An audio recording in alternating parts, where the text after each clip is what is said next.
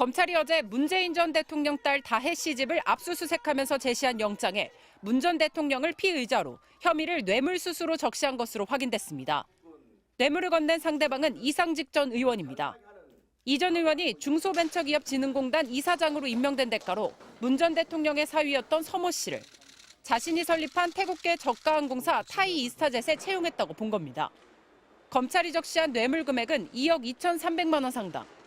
타이 이스타젯에 전무이사로 영입된 서 씨가 2018년 7월부터 2020년 4월 사이 받은 급여와 태국 이주비 등을 뇌물로 본 겁니다.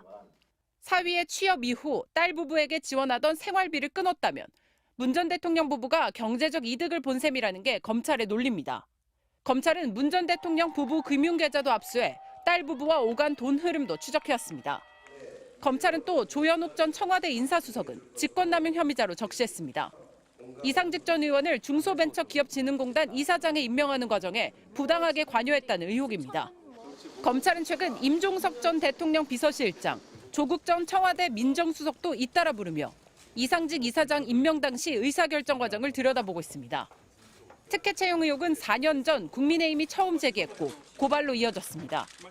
이후 진척이었던 수사는 지난해 9월 이른바 친윤석열계 검사로 평가받는 이창수 전주지검장이 부임하면서 속도를 내기 시작했습니다. 문 전 대통령을 뇌물수수 피의자로 적시하면서 검찰 수사가 문 전 대통령을 향해 치닫는 모양새입니다. MBC 뉴스 박솔립입니다.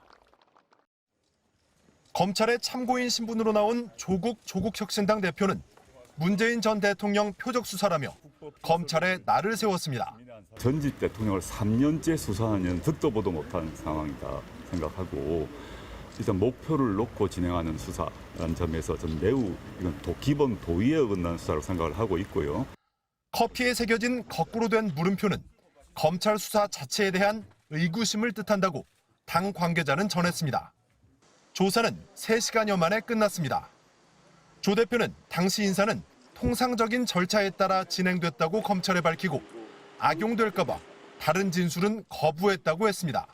현재 살아있는 권력인 윤석열, 김건희 두 분에 대한 수사를 좀 했으면 좋겠다. 100분의 1만이라도 역량을 투여했으면 좋겠다는 생각을 하고 있습니다. 문재인 정부 청와대 인사들도 비판에 가세했습니다. 윤건영 더불어민주당 의원은 영화 대사를 인용해 그 너무 심한 것 아니요라면서 해도 너무한다. 이제 그만하라고 했고 전병헌 새로운 미래 대표는 전형적인 정치보복 망신주기 수사라고 했습니다. 이재명 민주당 대표는 전 정권에 보복하고 야당 탄압한다고 민생이 나아지지도 국면이 전환되지도 않음을 명심하라고 했습니다.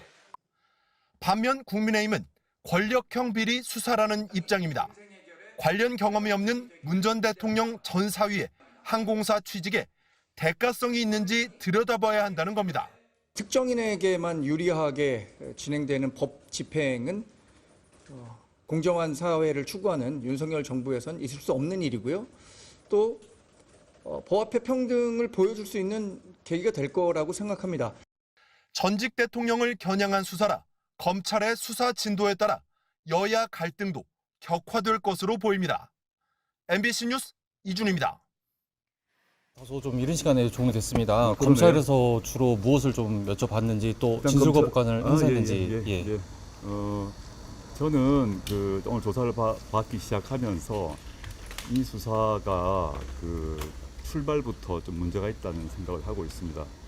윤석열 정권이 지금 들어선 이제 3년 차인데 전직 대통령을 3년째 수사하는 듣도 보도 못한 상황이다 생각하고 일단 목표를 놓고 진행하는 수사라는 점에서 좀 매우 이건 기본 도의에 어긋난 수사로 생각을 하고 있고요.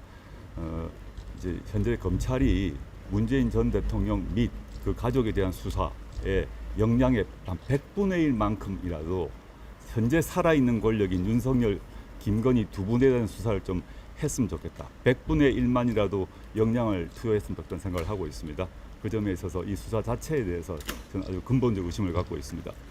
그리고 저는 이제 신문 문답 참고인조사 앞에 제가 이제 이 수사에 대한 기본적인 의구심이 있다는 걸 밝히고 그렇지만 또 제가 밝혀야 될 기본적 사실관이 있다고 생각을 해서 국법을 지키는 시민의 한 사람으로 출석을 한 만큼 이 이상직 중진공 이사장 저는 알질 못합니다. 그리고 문 대통령님 전 사위분도 제가 알질 못합니다.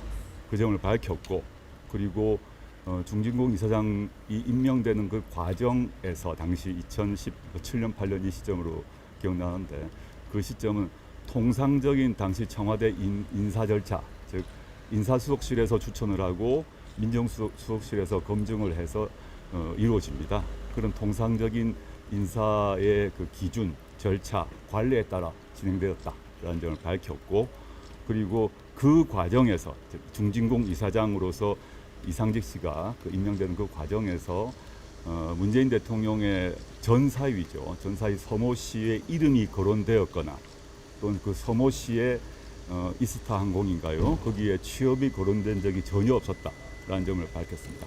그리고 그 점 외에 대해서는 제가 저의 말이 어떻게 악용될지 모르기 때문에 그 점 외에 대해서는 제가 진술을 거부했습니다. 네, 이상입니다. 혹시 민정실에 네, 그렇습니다. 있었던 혹시 다혜 씨 문재인 직원- 대통령하고 이 사건에 대해서